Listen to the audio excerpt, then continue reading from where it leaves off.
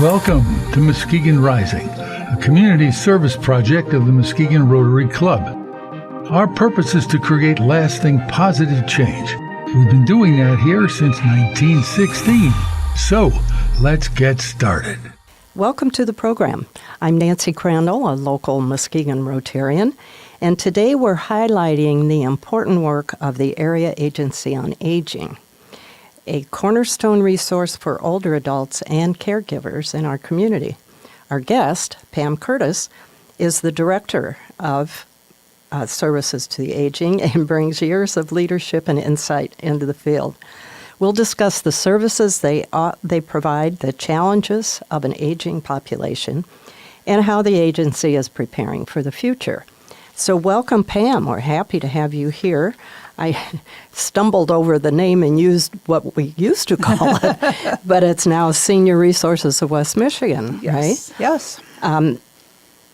Please tell us about the agency and the role it plays in supporting older adults in our community. So Senior Resources of West Michigan is the area agency on aging for Muskegon, Ottawa, and Oceana counties.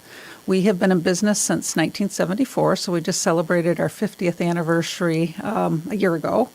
And we are one of 16 area agencies on aging in the state of Michigan and one of over 600 across the United States.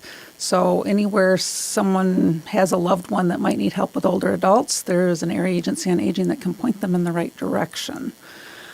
So as far as area agencies on aging go, our three main goals are helping older adults access services, advocacy for older adults, and then area planning and program development for services for older adults. And do you actually provide the services, or are you the conduit between? So that's a really good question, because we are the conduit. We're not a direct service provider. We contract with local businesses to provide those services. However, some of the services that we do provide might be seen as a service because we do supports coordination. So we have nurses and social workers on staff. We have options counselors. But they're those liaisons between the older adult and the person between the older adult and the services in the community.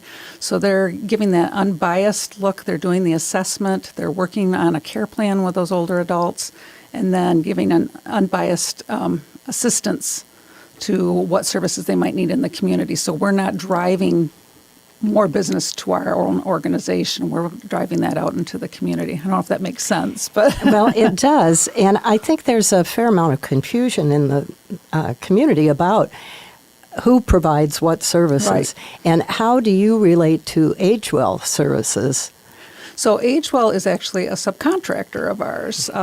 Back when I started at the agency, they were called Nutritional Services for Older Americans, and then when we moved into Tanglewood Park, they became AgeWell Services. And so they provide congregate and home-delivered meals, transportation, volunteer transportation. They have the Safe Seniors program. So they're a subcontractor of ours. And so we receive funding that we put out into the community, and they are one of the recipients of those funds. We also purchase, in a different format, we purchase like home-delivered meals and transportation from them as well. Okay. I know, it's a lot. Yeah, well, it explains a lot. And there are a couple of things I wanted to follow up with. Tanglewood Park, to start with, the building itself houses what or who? So Tanglewood Park, think of it as the destination, or the campus, I guess would be the best way to put it. There's 3 organizations under that roof right now. It's Senior Resources, Life Circles PACE, and AgeWell Services. And they're all 3 independent organizations with 3 different boards of directors, but we all serve older adults in some way, shape, or form. So AgeWell is located in Tanglewood Park, but their office is downtown Muskegon? They also have an office downtown. So they moved into those apartments that are down there. They have an office down there, and then the main kitchen that fixes all the home-delivered and congregate meals is located in the Tanglewood Park building. And then they formerly had the restaurant, the cafe, and wellness programs in Tanglewood, but due to budget constraints, that was ended earlier this year. And so now they just have evening congregate meals Tuesday, Wednesday, and Thursday evenings at Tanglewood in the old cafe area. So kind of a shame, but there's not like Senior Resources doesn't receive funding to do wellness programs. And so they were relying kind of on their membership, and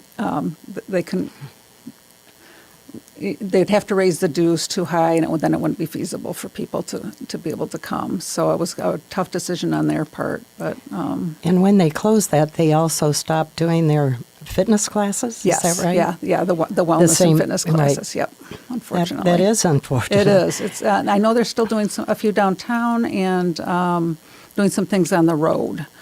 Where they've gone to some of the different congregate sites to offer some of those programs. And would you explain a little bit about the PACE program that's also located there? Yes, so Life Circles PACE. PACE stands for Program for All-Inclusive Care for the Elderly.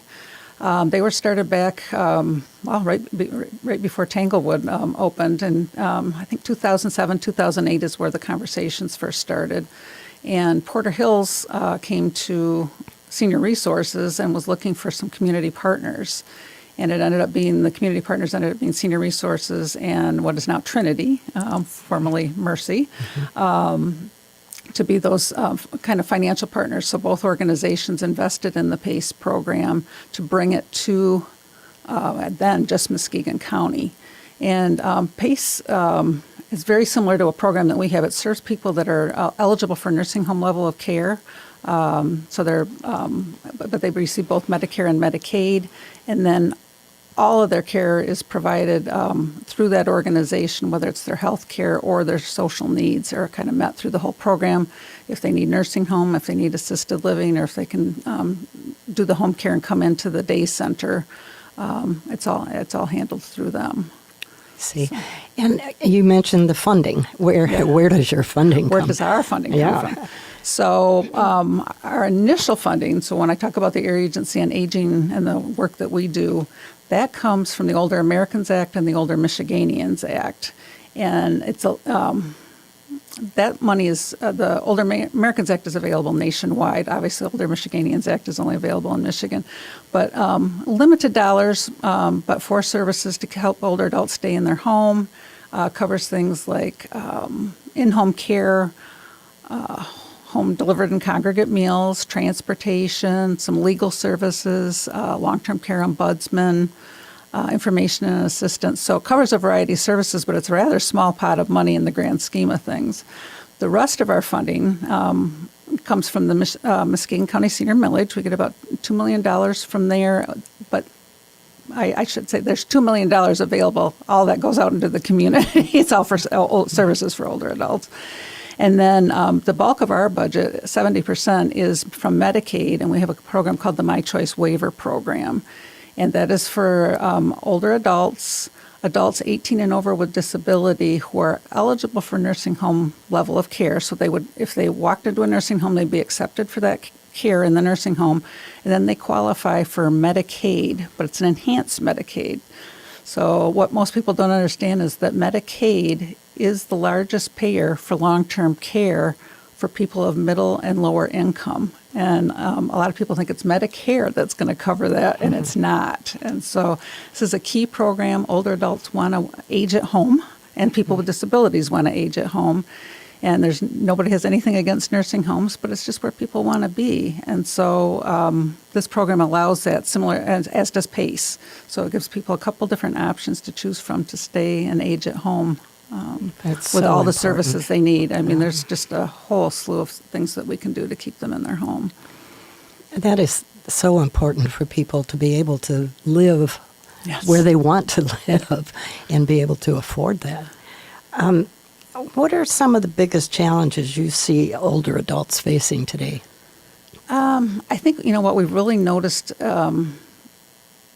I hate to say it, but because of the pandemic brought some things to light, social isolation and depression. I think it's become more, it's not become more pronounced, it's been there all along.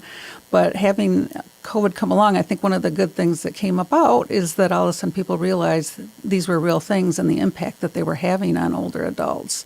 So I think that's tough.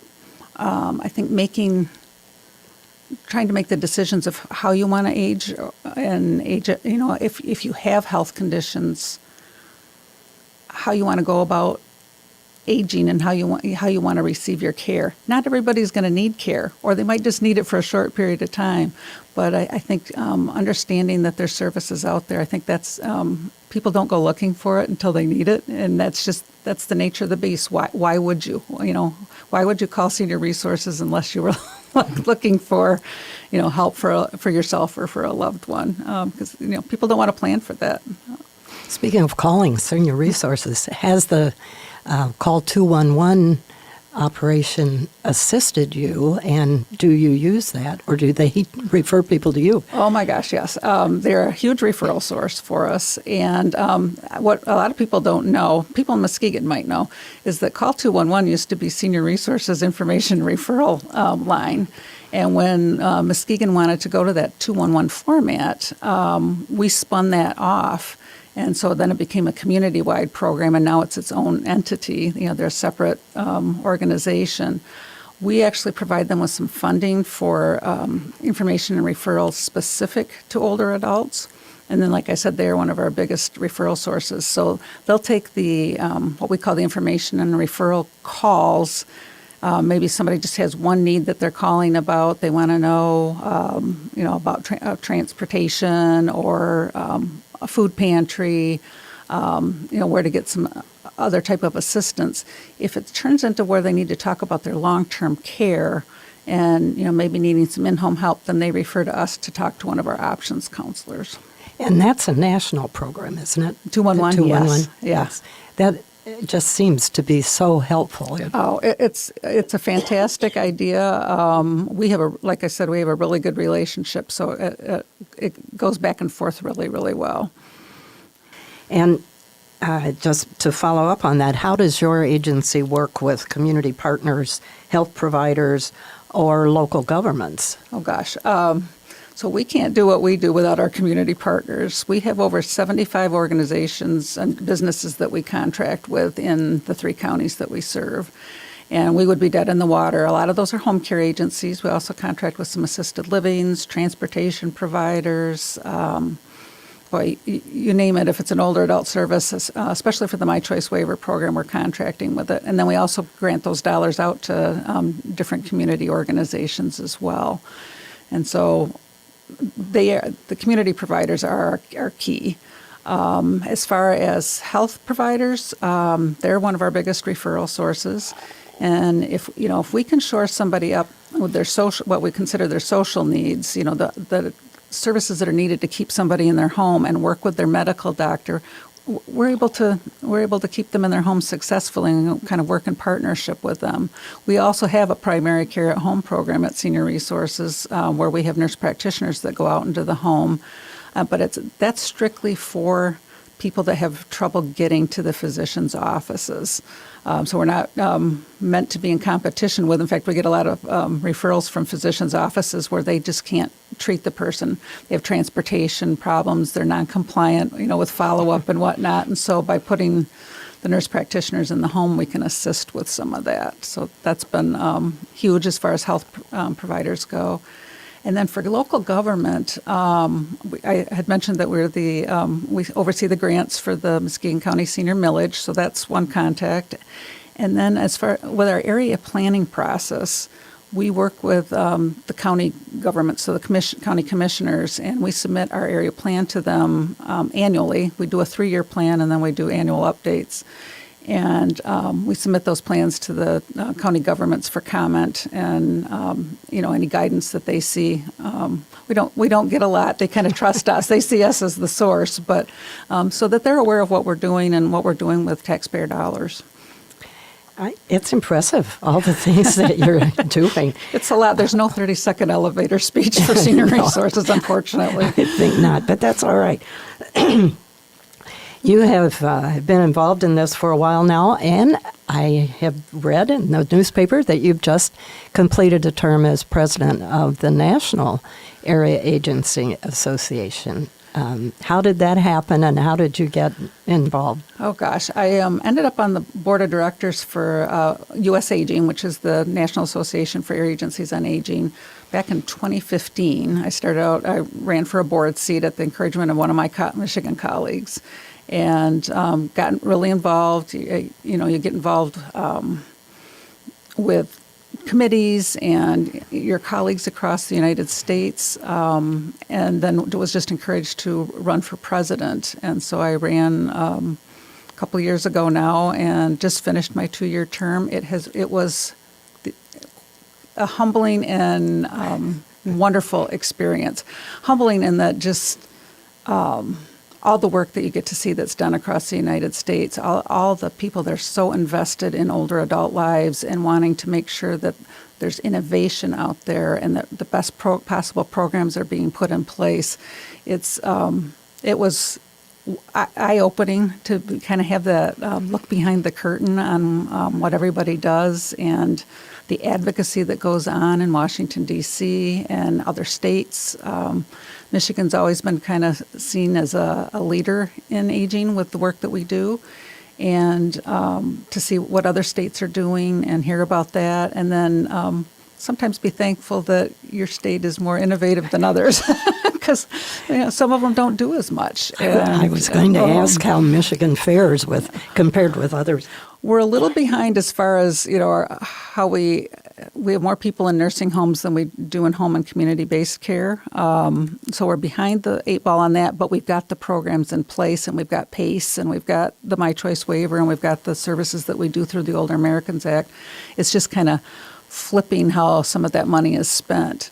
But but we're still seen as more progressive because of all the work that we do in that arena. And there are some states where area agencies on aging grant out some funds, and they might do some information and referral, and that's about it. So we're very blessed here. And being a private nonprofit organization, it gives you a little more flexibility too than if you're part of county government, state government in some cases. They're bound more to because of their structure, and being nonprofit, you can kind of think of yourself as a nonprofit business, basically. Business with a heart is what I call it. That's a good term to use. Well, congratulations to you. That's quite an accomplishment. Having been involved in the National League of Cities, it's a similar kind of organization, and that's a big commitment. It was a huge honor. Well, it's a big job, too. I have 2 more years as past president, so now I can just kind of sit back and offer my support to the current president and the executive committee and the boards. It's reassuring to hear that Michigan is doing well in that arena. I have read, though, recently more about nursing homes and some of the problems that they have had. Do you find in your work that that's a big issue for you? We have one position, 2 positions, 2 staff people that we fund for long-term care ombudsman, the long-term care ombudsman program. That used to be something that was granted out to other organizations, but then they kind of pulled back and were required to make sure that service is in place. So they're advocates for people in nursing homes and assisted livings. And so they step up and do some investigation and really assist those folks and family members that are dealing with issues in nursing homes. Sometimes they're really legitimate issues, and sometimes they're complaining because they serve peas too many times for dinner or something like that. So I'm sure you hear all of them. It varies, and so our ombudsmen do a really great job with that. Kind of overseeing that. But I think I alluded to the fact before, we're not anti-nursing home because they definitely serve their place. It's just paying attention to where people want to age. And 90% of older adults say they would like to age at home. And so whatever we can do to support that, and it's more cost effective. Mm-hmm. For every 1 person in a nursing home, we can take care of over 2 on our My Choice waiver program in their home. So there's substantial savings to Medicaid that way, because Medicaid's the biggest provider for both of those. Sure. What about employees? Have you had any issues with hiring or finding people for the work that you do? We did. We're now seem to be in a good spot. I'm going to knock on wood here, because the minute you say that, things can go south. But we're fully staffed right now. But there was a period of time where we were having trouble getting nurses and social workers. And that was a real struggle, because that's that's how we go about keeping people in their homes, is to have those nurses and social workers be able to go out. And so when you're limited to how many people you can see at a time, that hinders you. But things have picked up. There's still a little bit of a direct care worker shortage, so the people that are going into the homes doing the hands-on care, but that has improved immensely as well. There's been some additional funds that have been made available to direct care workers that go directly to them and into their pockets that have helped increase their wage, making it more towards a livable wage than what they'd been being paid in the past. And again, I hate to bring up COVID, but that's one of the other things that came out as people realized the value of those home care workers. And so, most of COVID was horrific and bad, but there was some eye-openers as a result of it as well. One hopes that we learn from experiences that we go through. If nothing else, let's learn some. Let's take. What are the positives that we can take away? That's good. What do you wish more people understood about aging or the needs of older adults? Somebody at our conference this summer, somebody gave me a button that says, "Aging, so cool, everybody's doing it." I like that. And I think people forget that we're all aging, and society tends to push being younger, and there's you talk about all the isms that are out there, and one of them that does not get talked about a lot is ageism, and it's very prevalent. No matter where you go, and so I think. We're seeing, people's quality of life increase. We're seeing life expectancy, increase and improve. And so, I think there's some real positives there. And then, finding ways to help when life hands you lemons and you're not on that good track for aging, to understand what's out there. Innovation, making sure there's a lot of tech type things that are coming out of the woodwork. There's a lot of other businesses coming out of the woodwork to deal with aging because all of a sudden they're realizing it's the fastest growing segment of the population. So I encourage people to be a little cautious when new things are coming at you. Question, just like you would with anything else. There's a lot of scammers out there, but there's also some really good things happening that can help people and make it easier to age. Speaking of the scammers, makes me think of all the stories about older people being taken advantage of by scams, whether phone or internet or whatever. Are you dealing with that? Oh, it's hugely prevalent. We know the Safe Seniors program does a lot of education on scams. Our National Association, their Home for the Holidays campaign last year that they actually won an award for was on scams and how to avoid them. I see it with my own parents. Anytime I go to their house, doesn't matter what day of the week, what time of day, multiple calls while I'm there, and I always get up and answer them. And they're always, people trying to take advantage, get them to say yes to something. I put some parameters on their phone for them because they just don't have the tech savvy for that. And I decided when I was there this weekend I need to see if we can get that increased a little bit more to cut down on those scams. My dad could easily take a fall on the way to the phone, trying to rush to go answer it. And for a scammer, that's not how I want to see accidents happen. So. It's so prevalent. And the latest thing is artificial intelligence, and whether what you read or hear is true or is it AI fabricated. Yes. It's hard for people, no matter what age, to even down to pictures and stuff that they can do to change photos and the content, and it can look believable. It can look like it's coming from a real source. If you're getting emails, check where the address is coming from, because sometimes that'll be exactly what gives you away. It might say that it's coming from Amazon, and then when you look at the return address, that's not an Amazon address that it's coming from. But boy, they are clever, and I wish people would use those capabilities for good instead of evil. Yes, exactly. Oh, my. Well, are there upcoming projects or goals that you're excited about for your agency? We've got some really cool things going on. We're focusing more on behavioral health right now.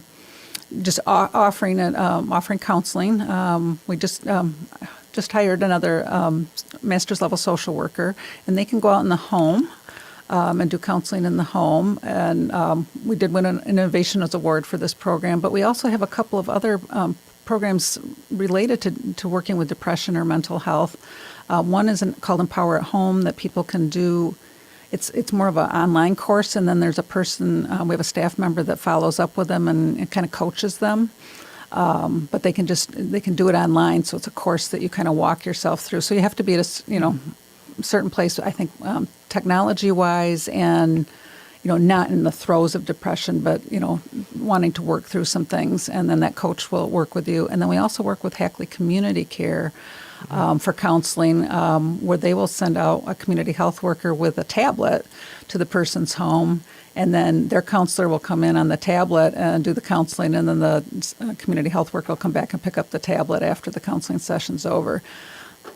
Technology is not for everybody with older adults. A lot of people want the face-to-face, or they have hearing aids and don't do well with technology as far as being able to hear over them, that type of thing. But it gives 3 different options to get their behavioral health counseling for people that can't get out to an appointment at an office, and that's just specifically what it's designated for. We have a couple of other business agreements that we were working on. We've developed a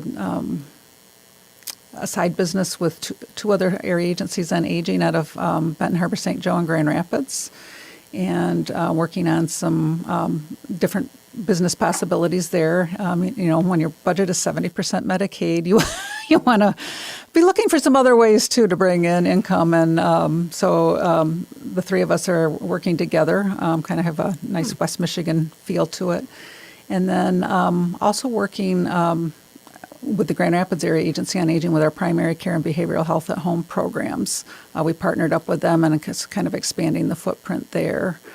So that's pretty exciting. And then working on our caregiver services.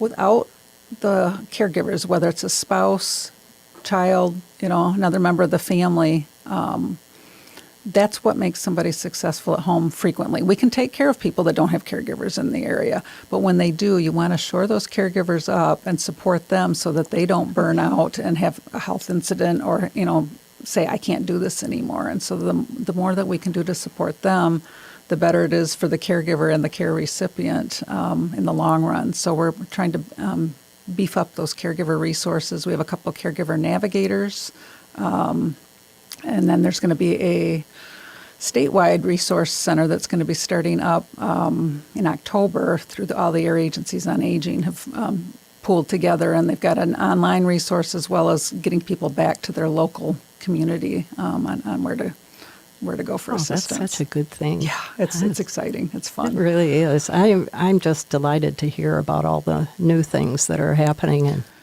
and reaching out for more and better services and working together. I remember when I was hired, I was told this was a predecessor of my predecessor. I only worked with her for 6 months, but she said, August is always a slow month. I've been with the agency 35 years, and I'm still waiting for a slow month. Any month. I would take any month. It's just constant, but it's good. It's innovative and it's fun, and that's why I've been here as long as I have, is because it's never a dull moment. So. And such important service that you're doing. I'm amazed. Is there anything else you want to add or that people should know? I think, just the biggest thing, a lot of our focus is on older adults who are frail and want to stay at home.